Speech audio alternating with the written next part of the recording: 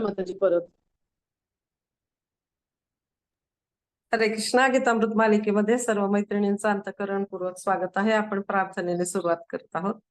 ओम ज्ञानतिमिरान्धस्य ज्ञानांजन शलाकया चक्षुरुन्मीलितं येन तस्मै श्री गुरवे नमः. श्री चैतन्य मनोभीष्टं स्थापितं येन भूतले स्वयं रूप कदा मह्यं ददाति स्वपदान्तिकं. वन्देऽहं श्रीगुरो श्रीयुतापदकमलं श्रीगुरून् वैष्णवांश्च श्रीरूपं साग्रजातं सहगणा रघुनाथान्वितं तं सजीवं साद्वैतं सावधूतं परिजना सहितं कृष्ण चैतन्य देवं श्रीराधा कृष्णपादान् सहगणा ललिता श्री विशाखान्वितावश्य. हे कृष्णा करुणा सिंधो दीनबंधो जगतपते गोपेश गोपिका कांत राधा कांत नमोस्तुते. तप्त कांचना गौरांगी राधे वृंदावनेश्वरी वृषभानुसुते देवी प्रणमामि हरिप्रिये. वाञ्छाकल्पतरुभ्यश्च कृपा सिन्धुभ्येव च पतितानां पावनेभ्यो वैष्णवेभ्यो नमो नमः. नमो विष्णुपादाय कृष्णप्रेष्ठाय भूतले श्रीमते राधानाथ स्वामिनिति नामिने. नमो विष्णुपादाय कृष्णप्रेष्ठाय भूतले श्रीमते भक्तिवेदांत स्वामिनिति नामिने. नमस्ते सरस्वती देवे गौरवाणी प्रचारिणे निर्विशेष शून्यवादी पाश्चात्य देश तारिणे. जय श्री कृष्ण चैतन्य प्रभो नित्यानंद श्री अद्वैत गदाधर श्रीवासादि गौर भक्त वृंद.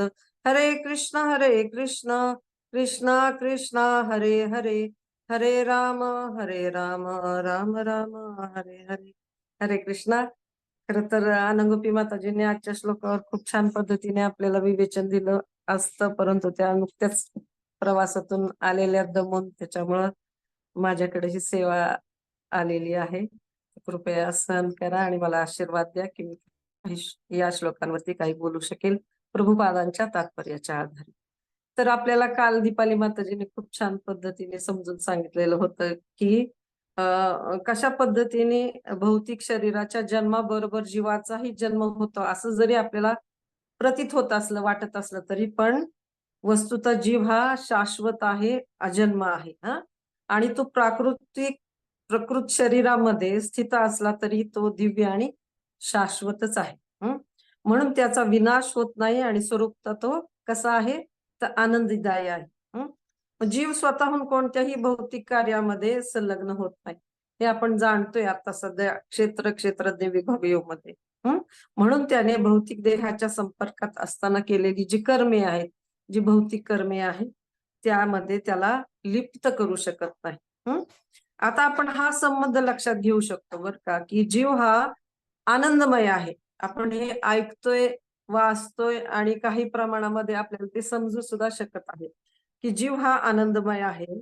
तर मग कोणतेही कार्य करताना जे ते दुःखदायक असं कार्य आहे, दुःख देणार आहे, तर त्यामध्ये तो कसा काय बरं प्रवृत्त होऊ शकेल? शक्यच नाहीये ते. म्हणजे जसं जळामध्ये अग्नी असू शकत नाही, त्याप्रमाणे जीव हा शाश्वत आनंदमय याचा भगवंतानीच त्याला निर्माण केलेला आहे. तर तो दुःखी कसा बरं होऊ शकतो? परंतु तो जेव्हा त्या शरीराशी तादात्म्य करतो, शरीर म्हणजे स्वतः समजतो, त्यावेळेला त्याला या दुःखातून जावे लागते. परंतु तो आनंदमय आहे शाश्वत रीतीने. आणि जर असे होताना जर दिसत असेल की एखादा दुःखी दिसत असेल, तर भगवंताच्या अविद्या शक्तीमुळे असं होत असतं. कारण असं दिसणं म्हणजे अविद्या आहे. तर आपण का बरं बद्ध होत जातो? म्हणजे बद्ध होत जातो म्हणजे बांधले जातो, तर भगवंताची ही जी अविद्या शक्ती आहे त्याच्यामुळं. याच्यामुळं अविद्येवरती ट्रीटमेंट करण्यासाठी, ही जी अविद्या आहे, अज्ञान जे आहे, अविद्या म्हणजे अज्ञान, तर ह्या ज्या अज्ञानावरती ट्रीटमेंट करण्यासाठी हे कृष्ण भावनामृत संघ आहे. आपल्याला सगळ्यांना माहिती आहे की प्रभुपाद हे तिथले डॉक्टर आहेत. आणि ज्यांना ज्यांना हा रोग झालेला आहे, ज्यांना कळलेला आहे की हा आपण व्याधीग्रस्त अवस्थेमध्ये आहोत, त्यांनी भगवंताची शरण घेतलेली आहे. प्रभुपादांच्या सारख्या डॉक्टरांची शरण घेऊन ते ट्रीटमेंट घेत आहेत. तर पूर्ण जगत देखील आपण जर बघायला गेलो तर याच प्रकारचं पेशंटनी या प्रकारच्या भवरोगांच्या रोग्यांनी भरलेलं आहे. तर एक भक्त असं सांगत होते एका लेक्चरमध्ये की ते असं म्हणतात की युनिव्हर्स इज युनिव्हर्सिटी. तर युनिव्हर्सिटीमध्ये आपण काय करतो की ज्ञान घेतो, शिक्षण घेतो. तर इथं कशा प्रकारचं शिक्षण आपण घ्यायचं आहे मैत्रिणींनो. तर आपल्याला हे जाणून घ्यायचं आहे की आपण भोगता नाही आहोत. तर ही शिकवण आपल्याला, हेच शिक्षण किंवा हाच धडा आपल्याला या जगामध्ये किंवा या जगामधील जी परिस्थिती आहे ती आपल्याला देत आहे. आपण नेहमी असा विचार करतो कधी कधी की आपण भोग घेणार आहोत, म्हणजे आपण भोगता आहोत. काय मिळतं त्याच्यामुळं? दुःख पदरात पडतं. परत असून असा पण विचार येतो मनामध्ये की आपणच नियंत्रक आहोत. काय होतं त्याच्यामुळं? वैफल्य प्राप्त होतं.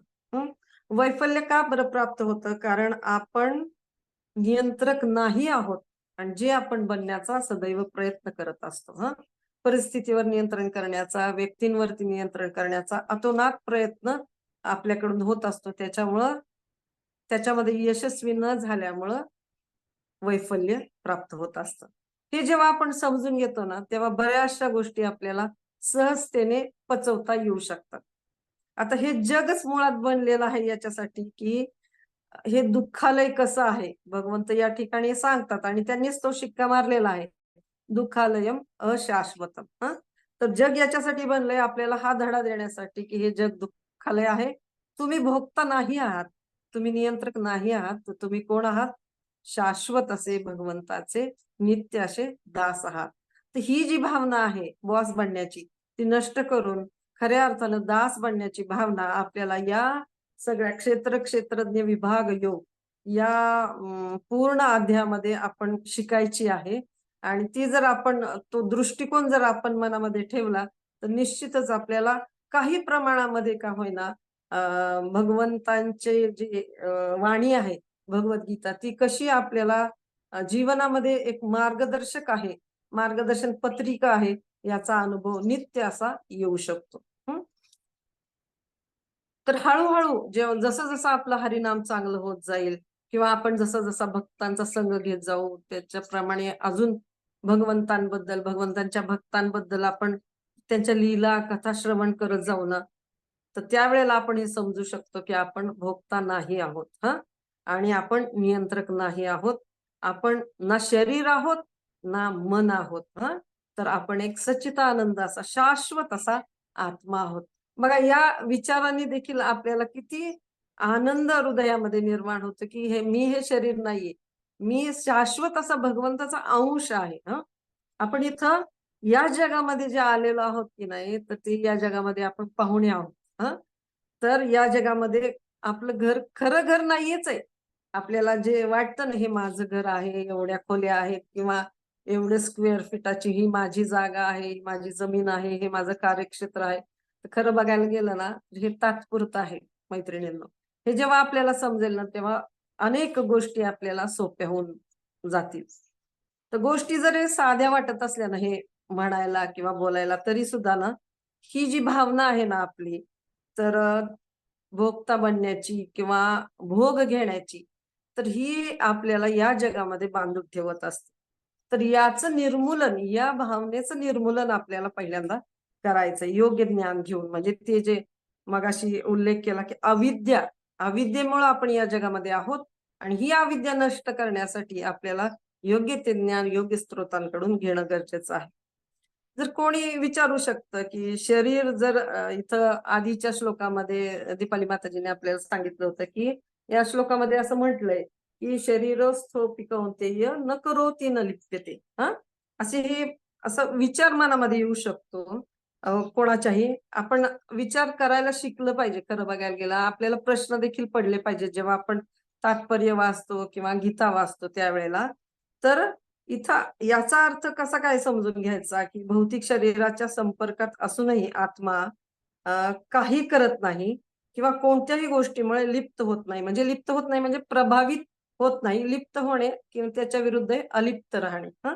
तर ते कसं शक्य होतं की भौतिक शरीर स्वीकारून देखील आत्म्यावरती त्याचा परिणाम खरं बघायला गेलं तर होत नसतो, भले कुठलीही कार्य तो करत असताना का.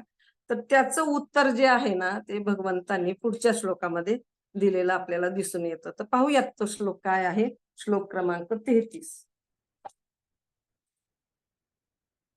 यथा सर्वगतं सूक्ष्मात् आकाशं नोप्यलिप्यते सर्वत्रावस्थितो देहे तथात्मानोपलिप्यते. अर्थात अर्थ लक्षपूर्वक आपण ऐकूयात. आकाश सर्वव्यापी असूनही ते आपल्या सूक्ष्मतेमुळे, इथे दिलंय सूक्ष्मतेमुळे कोणत्याही वस्तूने लिप्त होत नाही. त्याचप्रमाणे ब्रह्मदृष्टीमध्ये बघा, ब्रह्मदृष्टीमध्ये स्थित झालेला आत्मा शरीराशी लिप्त होत नाही. आता हे कसं आपण समजून घ्यायचं. इथं तात्पर्यामध्ये प्रभुपाद देतात की वायू हा पाणी, चिखल, विष्ठा इत्यादी सर्व पदार्थात प्रवेश करतो, परंतु तो कशातही लिप्त होत नाही. त्याचप्रमाणे जीव जरी विविध प्रकारच्या शरीरांमध्ये स्थित असला तरी स्वतःच्या सूक्ष्म स्वरूपामुळे त्या शरीरापासून अलिप्त राहतो. म्हणून प्राकृत डोळ्यांनी जीव या शरीराच्या संपर्कात कसा आहे आणि शरीराच्या विनाशानंतर तो कसा बाहेर जातो हे पाहणे अशक्यच आहे. कोणत्याही वैज्ञानिकाला हे सिद्ध करता येत नाही. बघा, काही मागे उदाहरणात असं मी जेव्हा गीता कोर्स करत होतो त्यावेळेस एक उदाहरण दिलेलं होतं की एका व्यक्तीचा मृत्यू झाला आहे आणि त्याची पत्नी त्याच्या जवळ बसून कुठे गेला, कसे सोडून गेला असं ओरडताना उदाहरण सांगितलेलं होतं. तर खरं बघायला गेलं तर ती जी व्यक्ती होती तिचं शरीर तिथंच होतं, तरी देखील त्याची पत्नी किंवा नातेवाईक रडत होते की तू कुठं गेला म्हणून साठी. आणि आपण हे देखील बघू शकतो की ज्या वेळेला एखादी व्यक्ती मृत होते तर त्यावेळेला ना तिच्यामध्ये जी निस्तेजता येते ती आपण बघू शकतो की एकदम तिचं जे शरीर आहे ते निस्तेज होतं. म्हणजे ते जे ओज आहे त्या शरीरामध्ये, शक्ती आहे ती आत्म्यामुळे येत असते. तर इथं जे दिलेलं आहे की कोणत्याही वैज्ञानिकाला हे सिद्ध करता येत नाही की डोळ्यांनी जीव या शरीराच्या संपर्कात कसा आहे आणि शरीराच्या, म्हणून प्राकृत डोळ्यांनी जे आपले डोळे आहेत सध्याचे, त्यांनी शरीराच्या संपर्कात आत्मा कसा आहे आणि शरीराच्या विनाशानंतर तो कसा बाहेर जातो हे पाहणे अशक्यच आहे. अनेक वैज्ञानिकांनी या संदर्भात अनेक प्रयोग केलेले आहेत, पण त्यांना आत्मा म्हणजे कुठे अवस्थित आहे आणि तो कशा प्रकारे शरीरातून बाहेर पडतो ते त्याचं ज्ञान त्यांना समजलेलं नाही. जे ज्ञान अगदी प्राथमिक अध्यायामध्ये भगवंतांनी भगवद्गीतेमध्ये स्वतः उद्धृत केलेलं आहे. म्हणजे आपण म्हणजे शरीर नाही, आपण म्हणजे आत्मा आहोत, हे प्राथमिक स्वरूपाचं ज्ञान भगवद्गीतेमध्ये आपल्याला अर्जुनाच्या माध्यमातून मिळत आहे. म्हणजे बघा आपण किती भाग्यवान आहोत की आपल्याला या गोष्टीचं ज्ञान झालं तर पुढच्या सगळ्या गोष्टी, आपलं जे जीवन आहे ते भक्तिमय पथावरती वाटचाल करण्यासाठी खूप सोपं असं होऊ शकतं योग्य मार्गदर्शनामुळे. तर कोणी असं आपण बघितलं आता हा श्लोकाचा अर्थ देखील पाहिला. इथं असं म्हटलंय की आकाश सर्वव्यापी असून ते आपल्या सूक्ष्मतेमुळे कोणत्याही वस्तूने लिप्त होत नाही. आता सूक्ष्मतेमुळं या सगळ्या गोष्टी घडत असतात. त्याचप्रमाणे ब्रह्मदृष्टीमध्ये स्थित झालेला आत्मा शरीराशी लिप्त होत नाही. म्हणजे तो शरीराशी तादात्म्य करत नाही. म्हणजे ज्या आत्म्याने हे जे ज्ञान आहे भगवंताचं क्षेत्रज्ञ विभाग योग या संदर्भातलं जे ज्ञान आहे ते ज्या आत्म्याने घेतलेले आहे, ब्रह्मभूत प्रसन्नात्मा न शोचती न कांक्षती. म्हणजे ज्याला हे ज्ञान झालेलं आहे की मी म्हणजे आत्मा आहे, सच्चिदानंद आत्मा आहे, भगवंताचा शाश्वत अंश आहे, मी भगवंताचा सेवक आहे, भगवंत माझे स्वामी आहेत, मी म्हणजे हे शरीर नाही, मी म्हणजे हे मन नाही, हे ज्याला जाणीव झालेली आहे आणि जो त्या जाणीवेने भक्ती मार्गावरती पुढे जात आहे तर त्याला ह्या गोष्टी सहज समजू शकतात की तो या भौतिक कार्याशी स्वतःला निगडीत करत नाही.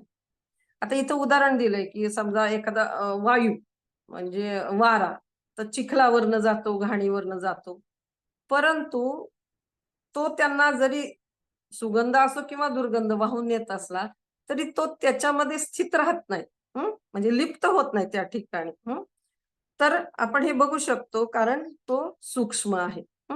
त्याचप्रमाणे विविध प्रकारच्या देहांमध्ये अर्थात मग ते विविध प्रकारचे देह कुठलेही असू शकतात की डुकराचा देह असू शकतो, एखाद्या उच्च स्वरूपाच्या देवतेचा देह असू शकतो, म्हणजे कोणत्याही प्रकारचे शरीर असो, तो शरीराच्या ज्या ज्या कार्यकलाप चाललेले असतात त्या कार्यांनी लिप्त होत नाही. म्हणजे साधकांना किंवा भक्तांना जे विकार प्रकृतीने, तर त्यांना स्वतःपासून वेगळे पाहण्याचा अभ्यास करावा लागणार आहे. म्हणजे मनामध्ये जे आंदोलनं चालतात, बऱ्याच वेळेला असा उद्रेक असतो मनामध्ये व्यक्तींच्या, त्याला आपण आहे ना आत्म्यापासून वेगळं बघायला शिकलं पाहिजे. कारण आपण हे आपल्याला वारंवार हे श्रवण करायला पाहिजे, की आपण म्हणजे हे मन नाही. आपण नेमके कोण आहोत? तर आपण भगवंताचे शाश्वत दास आहोत किंवा अंश आहोत. तर ह्या गोष्टींना आपण वेगळे करून बघायला शिकलं पाहिजे. तर तो जो दृष्टिकोन आहे, तो इथले श्लोक आपल्याला प्रदान करत आहेत. तो जो चष्मा आहे, की कशा पद्धतीने आपण या तिन्ही गोष्टींना वेगवेगळं बघायचं आहे. आता तसं बघायला गेलं तर मनामध्ये कोणाप्रती क्रोध असेल, बघा भगवद्गीता किती आपल्या स्तरावरती येऊन आपल्याला समजल अशा भाषेमध्ये देखील ती आपल्या दैनंदिन मार्गदर्शिका कशी आहे बघा. आता याचा आपण कशा पद्धतीने दैनंदिन जीवनामध्ये उपयोग करून घेऊ शकतो, की मनामध्ये अनेक प्रकारचा क्रोध निर्माण होतात किंवा वेगवेगळ्या भावना वेगवेगळ्या व्यक्तींप्रती निर्माण होतात. कधी-कधी एखाद्या व्यक्तींबद्दल त्यांच्या वर्तणुकीमुळे राग येतो किंवा द्वेष निर्माण होतो. तर हे जे आहेत ते मनाचे विकार आहेत. तर आपण आहे ना दृष्ट्याच्या म्हणजे वरच्या ईगल व्ह्यूने जर बघायला सुरुवात केली तर ऑब्झर्व्हरच्या दृष्टीने बघायला सुरुवात केली अलिप्तपणे, तर खरं बघायला गेलं ना कठीण आहे. पण अवघड मात्र जरी असलं तरी अशक्य मात्र नाहीये. आपण हे प्रयत्न करून, प्रयास करून, अभ्यास करून या सगळ्या गोष्टी आपल्याला काही प्रमाणामध्ये का होईना दैनंदिन जीवनामध्ये उपयुक्त ठरू शकतात. जर आपण या गोष्टीचा दृष्टिकोन मनामध्ये बाळगला आणि त्याप्रमाणे वर्तन केलं तर सहज शक्य होऊ शकतं. गुरूंच्या कृपेने तो लाभ आपल्याला होऊ शकतो. आता बरेच वेळा काही भौतिक कार्य खूप महत्वाची वाटतात आपल्याला आणि ती कार्य पहिल्यांदा आपण करायला घेतो. परंतु आपण हे विसरतो, की खऱ्या अर्थानं आपलं महत्वाचं कार्य काय आहे? आता शरीराला जर यंत्र मानलं, तर यंत्राच्या माध्यमातून आपल्याला आपल्या आत्म्याला पुढच्या स्थानावरती नेऊन ठेवायचं आहे. खरे योग्य ठिकाणी, योग्य जे आपला प्रवास चाललेला आहे भगवंताच्या धामाच्या दिशेने, तर त्या दिशेने योग्य पद्धतीने आपण जायला शिकलं पाहिजे. तर कधी-कधी भौतिक कार्य खूप महत्वाची वाटतात. पण जेव्हा आपला निग्रह केलेला असतो, की मला हे माझं जे मन आहे, हृदय आहे, ते निर्मळ करायचं आहे. कारण निर्मळ मन केल्याशिवाय आणि हृदय निर्मळ झाल्याशिवाय आपल्याला धामामध्ये प्रवेश मिळणं शक्य नाही. त्याच्यामुळे खरा स्वार्थ हा आहे, की आपण ज्या हॉस्पिटलमध्ये ॲडमिट झालेलो आहोत, प्रभुपादांचे या कृष्ण भावनामृत हॉस्पिटलमध्ये आपण ॲडमिट झालेलो आहोत. तिथं आपलं हृदय निर्मळ करण्याची ज्या प्रक्रिया आपल्याला दिलेल्या आहेत, त्या प्रक्रियांचा अवलंब आपण केला पाहिजे. जी औषधी दिलेली आहे मैत्रिणींनो, हरिनाम, हरे कृष्ण, कृष्ण कृष्ण हरे हरे, हरे राम, राम राम हरे. ती औषधी आपल्याला योग्य पद्धतीने जसं आपल्याला आपल्या डॉक्टरांनी सांगितलेलं आहे, प्रभुपादांनी सांगितलेलं आहे, त्या योग्य पद्धतीने आपण ती औषधी घेतली पाहिजे. त्याचबरोबर म्हणजे अनुकूल्यस्य संकल्प, प्रतिकूलस्य वर्ज्य. ज्या गोष्टी आपल्याला पथ्यकारक सांगितल्या आहेत, त्या टाळणं देखील गरजेचं आहे. जे अनुकूल आहेत भक्ती मार्गासाठी, भक्तीचं आपलं जे आरोग्य आहे, ते सुधारण्यासाठी ज्या भक्ती करणं गरजेचं आहे, की नवविधा भक्तीमधील विविध सेवा आहेत किंवा मंगलाचरण आहे, मंगल आरती आहे, श्रवण आहे. ज्यामुळं आपल्या भक्तिमय आरोग्य सुधारेल, त्या गोष्टी करणं गरजेचं. त्या गोष्टी आपण निश्चितच केल्या पाहिजेत आणि त्याच्या उलट ज्या गोष्टी आपल्याला पथ्यकारक म्हणून सांगितलेल्या आहेत, त्या गोष्टी मात्र आपण टाळणं गरजेचं आहे. जसं प्रभुपादांनी 4 नियम दिलेले आहेत. याच्यामध्ये पण अनेक गोष्टी सूक्ष्म स्वरूपात आपण जाणून घेणं गरजेचं आहे. तर हृदयातील विकार आणि अस्वच्छतेला आपल्याला निर्मळ करायचे. आणि जर हरिनाम त्या अर्थतेने आपण जर घेत असलो ना मैत्रिणींनो, तर कानाद्वारे हरिनाम जे आहे ते आपल्या हृदयामध्ये प्रवेश करतं. आणि सर्व अज्ञान, अविद्या जी मागे उल्लेख केलेला होता, ती अविद्या, अज्ञान नष्ट होत राहतं. आणि आपल्याला समजून हेच घ्यायचं आहे मैत्रिणींनो, की मी एक शाश्वत आत्मा आहे. न शरीर आहे, न मन आहे. न त्याच्या विकाराशी किंवा मनाच्या ज्या आंदोलनांशी माझा संबंध नाही. बऱ्याच वेळा असं घडू शकतं, की हे सगळं ज्ञान घेऊन सुद्धा आपल्या मनामध्ये एवढी अस्वस्थता किंवा असुरक्षिततेची भावना निर्माण आधी चुकीच्या विचारांमुळं असू शकते. तर त्या सगळ्या चुकीच्या विचारांवरती किंवा अस्वस्थतेवरती आपण जर हा विचार प्रधानतेने ठेवला आणि दृष्टा म्हणून आपल्या मनातील आंदोलनांना, घडामोडींना जर पाहिलं एक अलिप्तपणे, त्रयस्थ नजरेने, जर की का बरं मला एवढा राग येतोय किंवा का बरं मला एखाद्या व्यक्तीचा द्वेष वाटतोय. जेव्हा ती व्यक्ती भगवंताचा आहे, ती देखील एक भगवंताचा अंश आहे, शाश्वत आत्मा आहे आणि जे आत्ता ती वागतीये ते तिचा खरा स्वभाव नाहीये. खरा स्वभाव काय आहे? सच्चिदानंद असा स्वभाव आहे. परंतु काही चुकीच्या अनुभवांमुळं किंवा चुकीच्या गोष्टी केल्यामुळे, चुकीच्या गोष्टीचा आहार केल्यामुळे तिची आध्यात्मिक तब्येत ही बिघडलेली आहे. आपण सगळेच जण प्रभुपादांच्या या हॉस्पिटलमध्ये ऍडमिट आहोत रोगी म्हणून. मग कोणाला जितकं जास्त चांगल्या प्रमाणामध्ये जे औषध पाणी घेतील, हरिनामाची औषधी स्वीकारतील, ते लवकर बरे होतील, त्यांचं हृदय लवकर निर्मळ होऊ शकतं आणि त्यांचा जो प्रवास आहे तो योग्य दिशेने चालायला ते सुरुवात करत राहतात. त्यांचा स्पीड पण चांगला असतो आणि त्यांचं जे बरं होणं हे इतरांना देखील प्रेरणादायी असू शकतं. बघा, एक गाडी आहे गाडीचा ड्रायव्हर गाडी चालवतोय. तर गाडीचं जे इंधन आहे, तर पेट्रोल पंपावरती ती गाडी घेऊन गेल्यानंतर पेट्रोल त्या गाडीमध्ये ओतलं जातं. त्या ड्रायव्हरच्या तोंडामध्ये तिथला माणूस पेट्रोलची जे पाईप आहे, तो टाकत नाही. हे तर सगळ्यांनाच माहिती आहे. तर ड्रायव्हरचं काय खाद्य आहे? पोळी भाजी आणि त्याचप्रमाणे शरीर हे यंत्र आहे त्यामध्ये आत्मा हा ड्रायव्हर आहे आणि तो जो ड्रायव्हर बसलाय तर त्याची खरी जी भूक आहे ती म्हणजे मैत्रिणींनो भगवंताची भक्ती ही त्या आत्म्याची भूक आहे. त्याचा स्वभाव काय आहे? तर सेवा करणं आणि त्याची स्थिती काय आहे? तर भगवंताचा तो शाश्वत दास आहे आणि भक्ती करण्यानेच तो केवळ भक्ती करण्यानेच तो सुखी होणार आहे. ज्याप्रमाणे आकाश भौतिक वस्तूला स्पर्श करत नाही इथं आपण तात्पर्यात वाचलं, त्याचप्रमाणे भौतिक वस्तू आकाशाला स्पर्श करू शकत नाही. त्याचप्रमाणे भौतिक तत्व जी आहेत, भौतिक परिस्थिती आहे ती आत्म्याला स्पर्श सुद्धा करू शकत नाही कारण त्याचं जे स्वरूप आहे ते सच्चिदानंद आहे. हे ज्ञान आपण यासाठी समजून घेतले पाहिजे की आपण ज्या उपाधीमध्ये आहोत, म्हणजे मी अमुक आहे, मी तमुक आहे, या गोष्टी आपल्या माइंडमध्ये इतक्या रुजल्या गेलेल्या आहेत. त्याचे संस्कार एवढे जास्त आहेत की असा कधी विचार करू नये आपण की उपाधी म्हणजे शरीर, म्हणजे मी एक स्त्री आहे किंवा मी पुरुष आहे किंवा मी सुशिक्षित आहे, मी अशिक्षित आहे. त्यामुळे आपल्या भक्तीमध्ये काहीही अडचण येण्याचं काहीच कारण नाही. कारण आहे ना, कुठलाही अवरोध त्या ठिकाणी होऊ शकत नाही. कारण आपण हा जो आहे आत्मा आहोत आणि या छोट्या-छोट्या गोष्टींचा त्या आत्म्यावरती कसलाही परिणाम होऊच शकत नाही.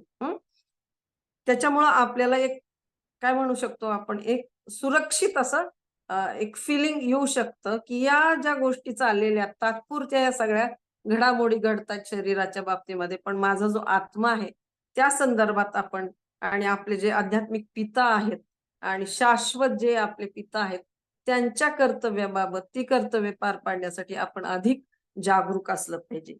हं. आणि भौतिक योग्यतांचा भक्तीमध्ये भौतिक योग्यतांना काहीही स्थान नाही.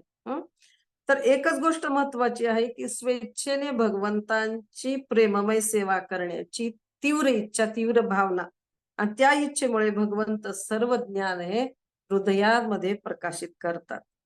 उदाहरणार्थ आपण बघू शकतो की तो जो मृगारी होता तर त्याची काय त्याचा काय व्यवसाय होता?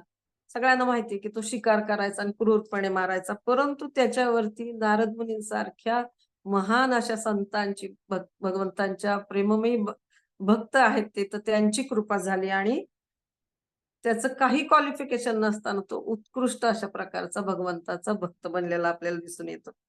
हं. तर प्रत्येक जण श्रीकृष्णाला संतुष्ट करू शकतो. हे कशावरून? तर त्यांनी जर तशी इच्छा केली, की मला भगवंताची प्रेममय सेवा करायची आहे.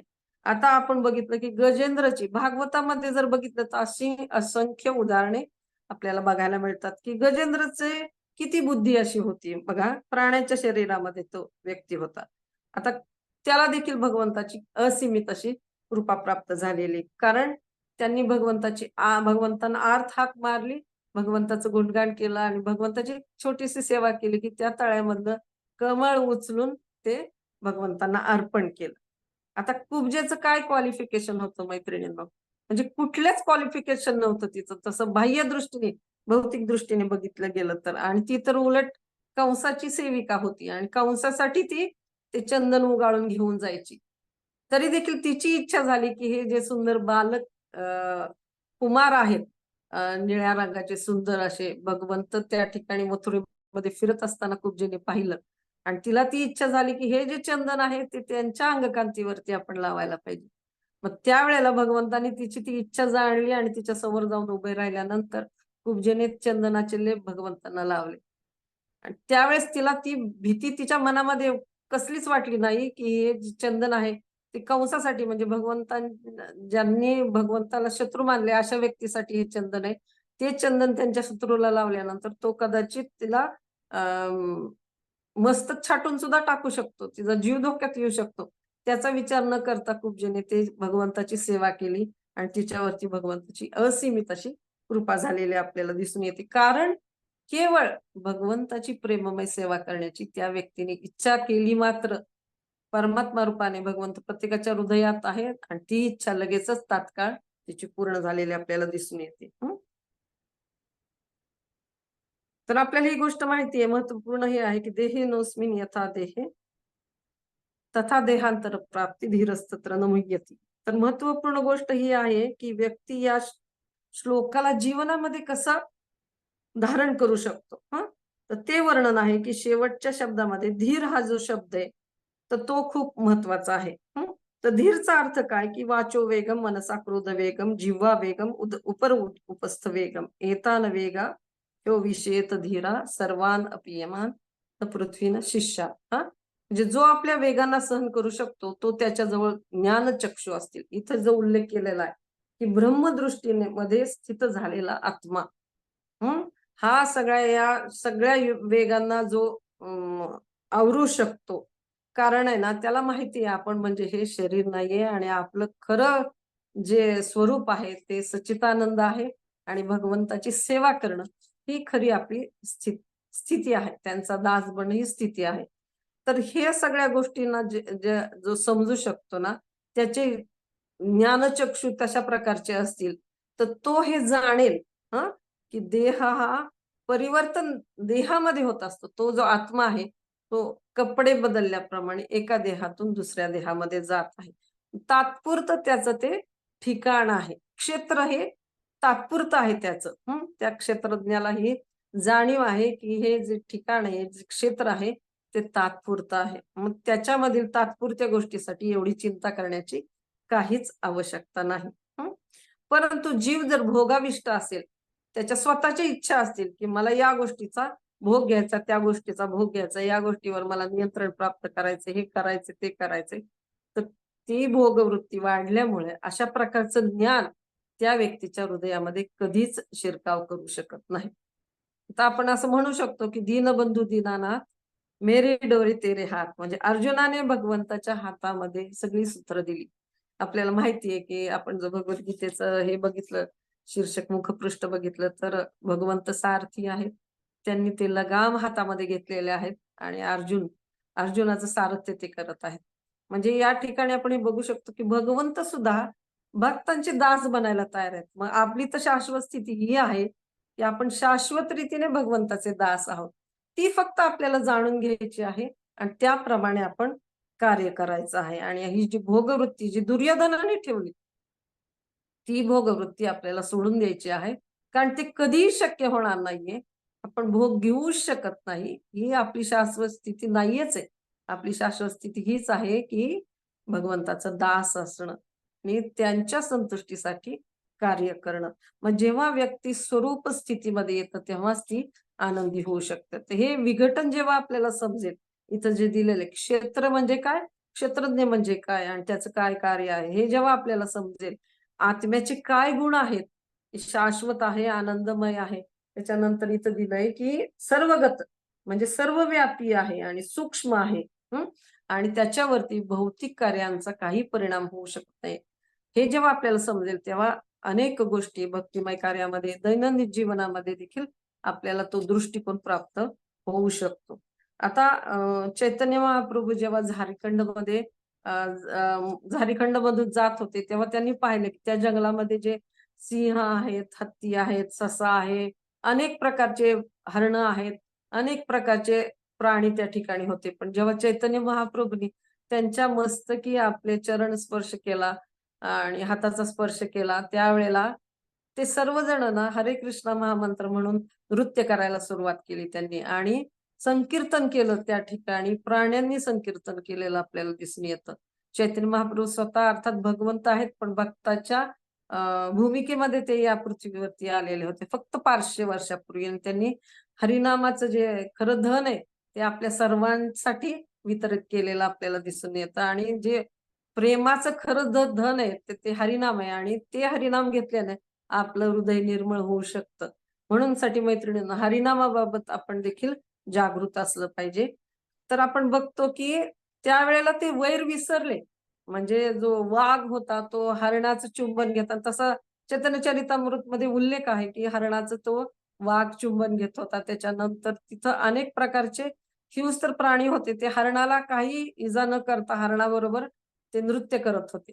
म्हणजे याच्यातून आपण शिकू शकतो की जेव्हा आपण खऱ्या अर्थानं कृष्ण भावनाभावित बनतो, त्यावेळेला हृदयातलं जे द्वेष आहे किंवा जी क्रोधाची भावना आहे इतरांप्रती, ती नष्ट होऊ शकते. आणि खऱ्या अर्थानं आपल्याला ना भगवंत त्यावेळेला हृदय निर्मळ झाल्याशिवाय आपल्याला भगवत धामामध्ये ते प्रवेश देऊ शकत नाही. म्हणून शुद्ध भक्ती करण्याची लालसा आपल्या हृदयामध्ये आपण जागृत केली पाहिजे. त्याच्यानंतर हे कसं समजून घेऊ शकतो आपण की आत्मा हा त्या शरीरापेक्षा भिन्न आहे.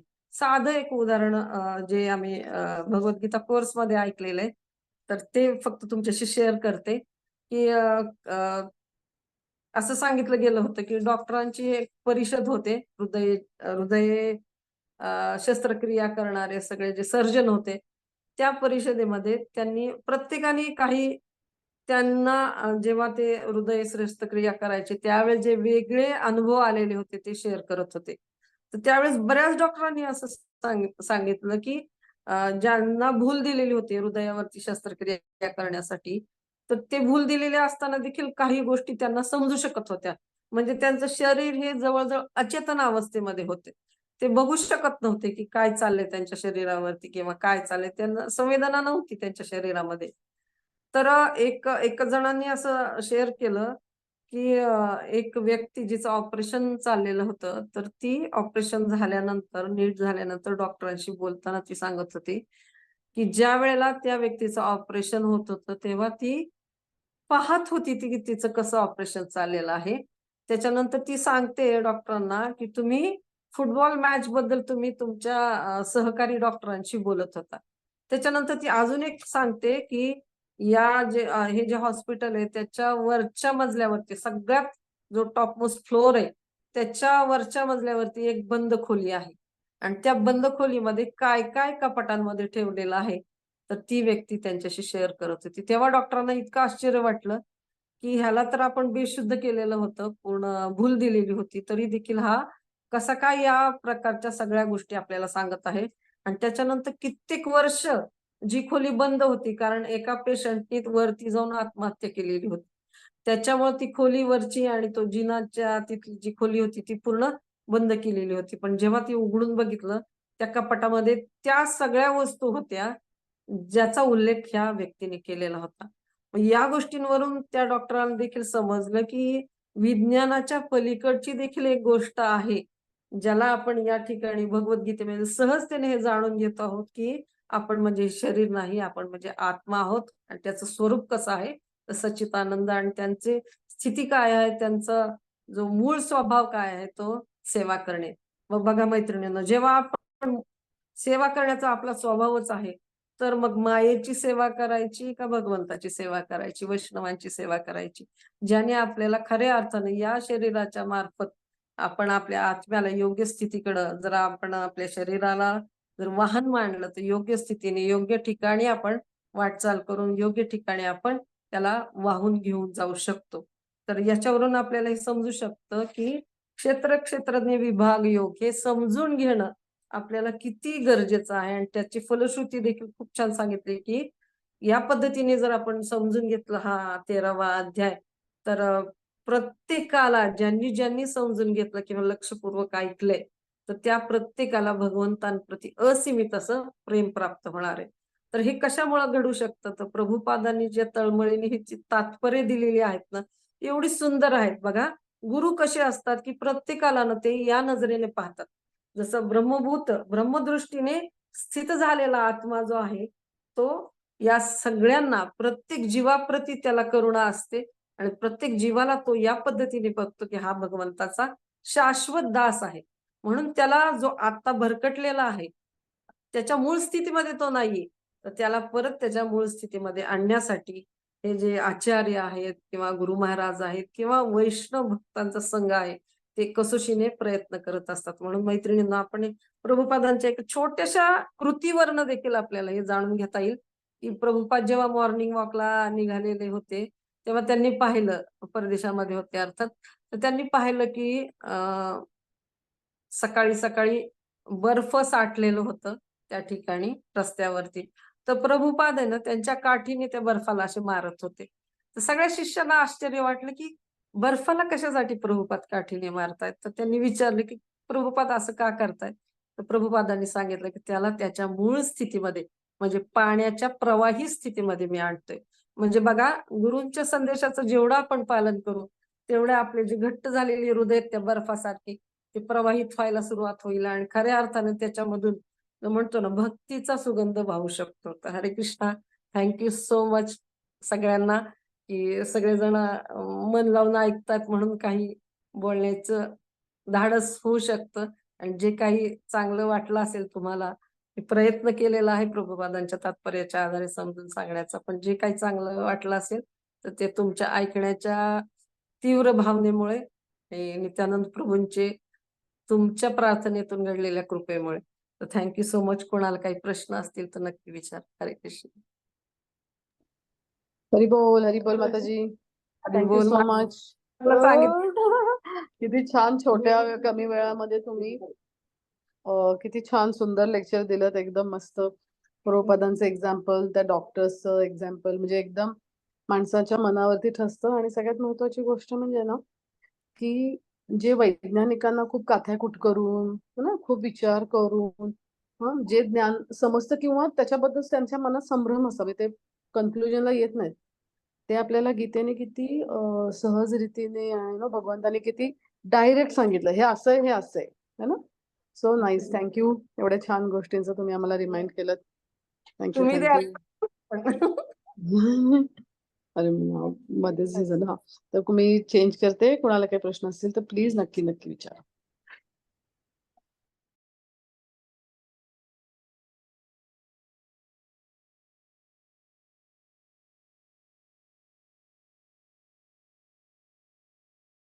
उद्याचं लेक्चर देखील सगळ्यांनी ऐकावं, कारण हा क्षेत्रज्ञ विभाग योग जो आपल्याला अवघड वाटतो, तो देखील मैत्रिणी अभ्यास करून सोपा करून सांगत आहे. हरी बोल माताजी. दंडवत प्रणाम. खूप सुंदर लेक्चर तुम्ही नेहमीप्रमाणेच एवढं सुंदर एक्झाम्पल देऊन दिलं. आमचं सौभाग्य आहे तुमच्या सर्वांकडून आम्ही ऐकत आहोत. तर मला एक विचारायचं होतं. आपण स्पिरिच्युअल गोष्टीला महत्व द्यायला हवं, हे महत्वाचं आहे. आणि भौतिक गोष्टीला द्यावंच लागतं आपल्याला कंपल्सरी. तर भौतिक गोष्टी जर सुरळीत असतील सगळ्या, तर स्पिरिच्युअलिटीला जास्त आपण म्हणजे वेळ देऊ शकतो. तर तुम्ही कसं एक्सप्लेन करू शकाल हे, की भौतिक गोष्टींना पण कसं काय काय प्रायोरिटी असतात आपल्याला, त्याला तेवढा वेळ द्यावाच लागतो किंवा त्या स्किप नाही करू शकत आपण. हे खरं आहे की आपल्याला शाश्वत हे भगवंत आहेत किंवा भक्ती करायला हवी आहे. पण हे दोन्ही बॅलन्स करणं कधी कधी डिफिकल्ट होतं. तर थोडक्यात तुम्ही गाईड करू शकता प्लीज.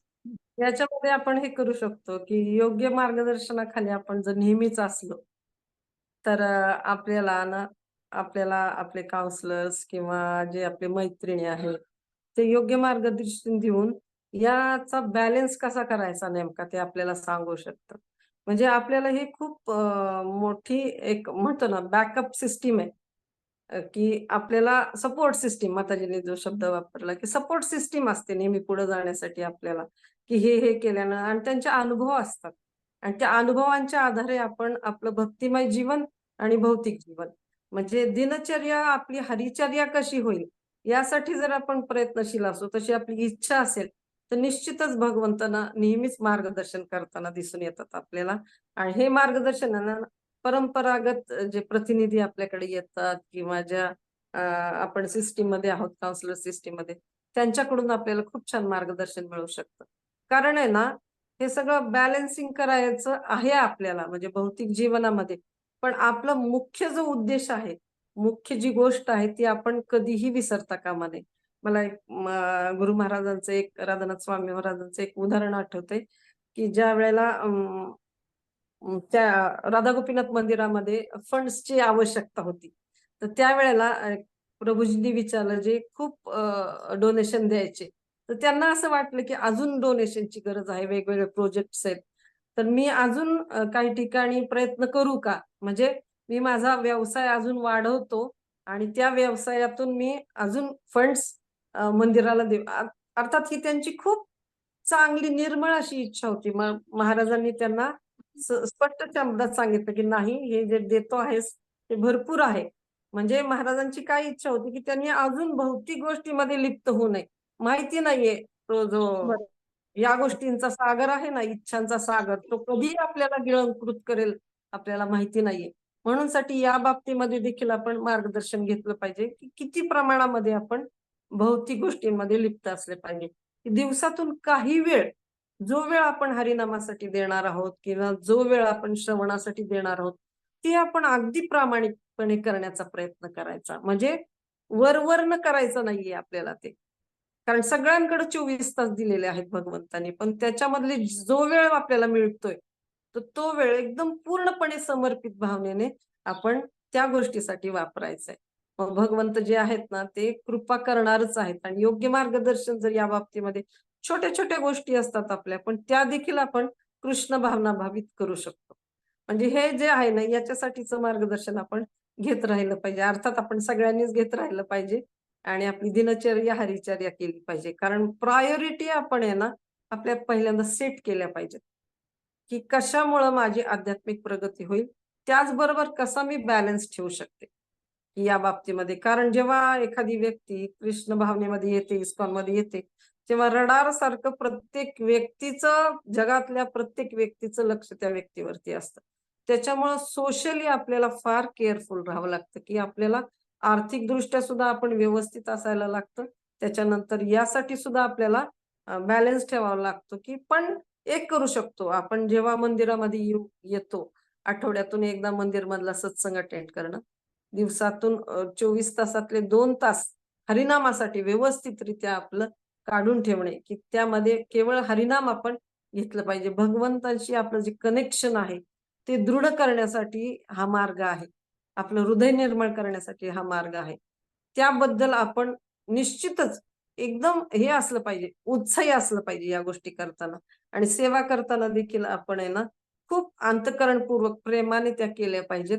त्याच्यामुळे काय होणार आहे, की आपली छोटी जरी गोष्ट असेल, 5 मिनिटाची जरी इन्व्हॉल्वमेंट असेल आपली, तर ती इन्व्हॉल्वमेंट आपल्याला खूप काही देऊन जाऊ शकते. मी आमच्या एका मीटिंगमध्ये ना, अमोल शिंदे प्रभूजींनी खूप छोटीशी गोष्ट सांगितली होती, की एक व्यक्ती होते, तर ती इतकी नास्तिक होते ती म्हातारी व्यक्ती, की आयुष्यभर तिने कधी दानधर्म केलेला नव्हता. आता आपल्याला जन्माष्टमीचं फंड कलेक्शन करायला जायचंय, त्याच्यामुळे ही गोष्ट त्याच्यासाठी खूप उपयोगी पडू शकते आपल्याला. तर त्या जो भक्त होता, तर त्याला त्या व्यक्तीकडनं, त्या म्हाताऱ्या व्यक्तीकडनं, की जी आता अर्ध तिचं एक पाय स्मशानात आणि एक पाय भौतिक जगात अशी अवस्था होती. तिच्याकडनं काहीतरी सुकृती करून घ्यायची होती. म्हणून साठी तो जो भक्त आहे, तो त्या ठिकाणी वारंवार जात होता आणि काहीतरी देणगी दे, काहीतरी देणगी दे माते, म्हणून साठी तो विनवणी करायचा. तर ती जी वृद्ध होती, ती एवढी चिडली, तिने ते चुलीला जे पोतारा देत देत असायचं ना, ते कपडा घेतला आणि त्या व्यक्तीच्या तोंडावरती मारला. मारल्यानंतर आहे ना, तो जेव्हा कपडा त्या व्यक्तीकडे आला, तेव्हा त्याने आनंदाने स्वीकारला. तो कपडा इतका धुतला त्याने, स्वच्छ केला आणि त्याच्या वाती केल्या आणि त्या वाती भगवंतांच्या पुढं दिव्यामध्ये लावल्या, तूप टाकून. तर त्याच्यानंतर त्या व्यक्तीची जी वृद्धा होती तिचा शेवटचा दिवस जवळ आला आणि यमराजाचे जे जे हे होते सेवक होते ते तिला न्यायला आले. परंतु त्या ठिकाणी भगवंताचे जे विष्णुदूत होते त्यांना थांबवलं की हिचं जे कर्म आहे ते भक्तिमय आहे, तर त्याच्यामुळे तुम्ही तिला घेऊन जाऊ शकत नाही. ते म्हणतात हिने काय दान केले, हिने कुठली गोष्ट चांगली केली, दान तप याच्यातली तर कुठलीच गोष्ट केली नाहीये. तर मग ते सांगतात की त्या म्हातारीला ते सगळं दिसत असतं.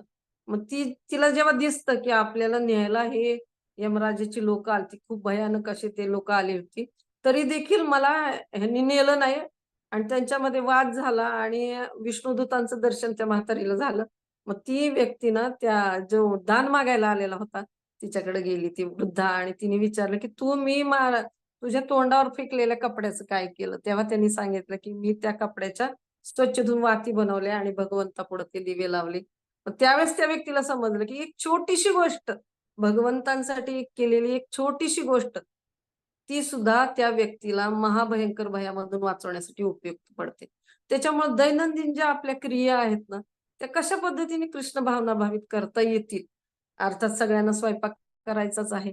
मग तो कसा भगवंताला अर्पण करायचा ते बघायचं. काही ना काहीतरी आपण बोलणारच आहे. कृष्ण भावना भावित असे शब्द आपल्या मुखातून यावेत.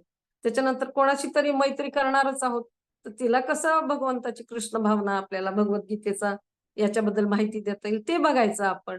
आणि आसपासच्या लोकांना देखील कशा पद्धतीने आपण कृष्णमय असं वातावरण देऊ शकतो याच्यासाठी जर आपण प्रयत्न केला तर आपलं भौतिक जीवन सुद्धा आध्यात्मिक बनायला काही वेळ लागणार नाही. अर्थात याच्यासाठी संघाची आवश्यकता आहे आणि मार्गदर्शनाची आवश्यकता आहे. तर थँक्यू, तू हा प्रश्न विचारल्यामुळे मला परत ते उदाहरण आठवलं. Thank you so much. आणि तू देखील प्रतिभा आहे, सगळ्या गोष्टी करत आहे, परंतु प्रश्न विचारून थोडी परीक्षा बघते. तर थँक्यू. हरे कृष्ण. नाही माताजी, खूप सुंदर उदाहरण देऊन एवढं ब्युटिफुल एक्सप्लेनेशन दिलं. हरी बोल माताजी, खूप खूप धन्यवाद. चालेल, थांबूया आपण माताजी. हा माताजी चालेल. थँक्यू. थँक्यू हरे. नंतरच्या छान स्टोरी बद्दल सुद्धा थँक्यू. आता जन्म पण कलेक्शन आहे ना म्हणून. Yes yes yes. Thank you thank you. End करते.